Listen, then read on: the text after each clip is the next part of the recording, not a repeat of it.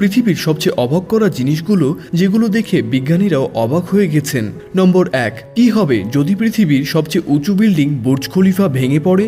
বন্ধুরা, সাধারণত যদি কোনো বিল্ডিং ভাঙা হয় তাহলে তার চারপাশ খালি করে দেওয়া হয়, কিন্তু যদি কোনো প্রাকৃতিক দুর্যোগের কারণে বিল্ডিং ভেঙে পড়ে তাহলে বড় ক্ষতি হতে পারে।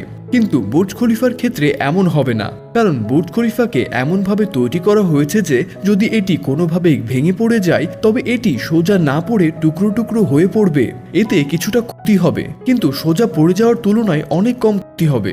নম্বর 2, আমাদের মধ্যে অনেকটাই গোবরকে অপ্রয়োজনীয় জিনিস মনে করেন, কিন্তু আপনি জানেন কি দুবাই ও সৌদি আরবের মতো অনেক গালফ দেশগুলো ভারত থেকে গোবর কিনছে? হ্যাঁ, এটাই সত্যি। ভারত থেকে বিপুল পরিমাণ গোবর গালফ দেশগুলোতে রপ্তানি করা হচ্ছে। কিন্তু প্রশ্ন হলো কেন?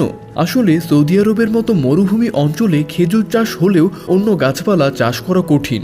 এখন এই দেশগুলো বুঝতে পারছে যে গোবর থেকে তৈরি সার খুবই উর্বর, এতে শুধু খেজুর নয় অন্যান্য গাছও সহজে জন্মাতে পারে। এজন্য তারা এখন ভারত থেকে গোবর আমদানি করছে। নম্বর 3, পৃথিবীর সবচেয়ে ভয়ঙ্কর এবং বিশাল মেগালোডন শার্ক। এটা বহু বছর আগে বিলুপ্ত হয়েছে বলে মনে করা হয়, কিন্তু এটা কি সত্যি বিলুপ্ত হয়েছে নাকি আজও সমুদ্রের গভীরে কোথাও লুকিয়ে আছে? এই নিয়ে অনেক রহস্যজনক প্রমাণ পাওয়া গেছে। 1875 সালে বিজ্ঞানীরা সমুদ্র থেকে 4 ইঞ্চি লম্বা একটি দাঁত পান, যেটি গবেষণার পর মেগালোডনের বলে চিহ্নিত করা হয়।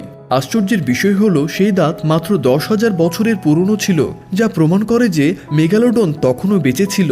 এরপর 1942 সালে আরেকটি চমকপ্রদ ঘটনা ঘটে। সমুদ্রের তীরে একটি 70 ফুট লম্বা তিমির মৃতদেহ পাওয়া যায়, যার নিচের অংশ পুরোপুরি ছেঁড়া ছিল। বিজ্ঞানীরা পরীক্ষা করে জানতে পারেন যে এই আক্রমণ এতটাই শক্তিশালী ছিল যে এক আঘাতে তিমিটি দ্বিখণ্ডিত হয়ে যায়।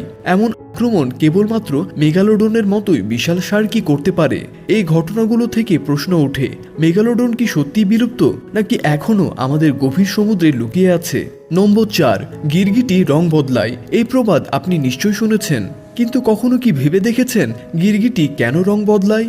অনেকে মনে করেন গিরগিটি পরিবেশের সঙ্গে মিশে যাওয়ার জন্য রং বদলায়, কিন্তু এটা পুরোপুরি সত্য নয়। আসলে গিরগিটি তার দেহের তাপমাত্রা নিয়ন্ত্রণ করার জন্য রং বদলায়। যেমন ঠান্ডা পড়লে গিরগিটির গা ডার্ক করা রঙে পরিবর্তিত হয় যাতে বেশি তাপ শোষণ করতে পারে, আর বেশি গরমে হালকা রং ধারণ করে যাতে তাপ প্রতিফলিত করতে পারে।